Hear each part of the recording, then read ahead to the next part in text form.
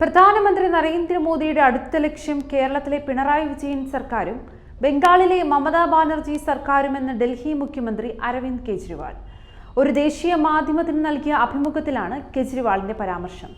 താൻ രാജിവെച്ചാൽ അടുത്ത ഉന്നം കേരളവും ബംഗാളുമായിരിക്കുമെന്നും തന്നെ തകർക്കാനാണ് സ്വാതി മലിവാൾ വിവാദം കുത്തിപ്പൊക്കുന്നതെന്നും കെജ്രിവാൾ ആരോപിച്ചു.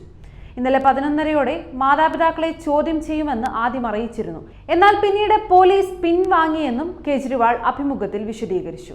മോദി അടുത്ത വർഷം വിരമിക്കും. അമിത്ഷായെ പിൻഗാമിയാക്കാനാണ് മോദിക്ക് താല്പര്യം. എന്നാൽ BJPയിൽ വലിയ എതിർപ്പുണ്ട്. എന്നെ തൂക്കിക്കൊന്നാലും ആം ആദ്മി പാർട്ടി അവസാനിക്കില്ല. ജയിലിലേക്ക് മടങ്ങിപ്പോകാൻ എനിക്ക് ആശങ്കയോ ഭയമോ ഇല്ല. അരവിന്ദ് കെജ്രിവാൾ പറഞ്ഞതിങ്ങനെയാണ്. ജയിലിലെ സെല്ലിൽ 4 പാടും സ്ഥാപിച്ച CCTV ക്യാമറകൾ വഴി ജയിൽ അധികൃതരും പ്രധാനമന്ത്രിയുടെ ഓഫീസും തന്നെ നിരീക്ഷിക്കുകയായിരുന്നുവെന്നും കെജ്രിവാൾ ആരോപിച്ചു.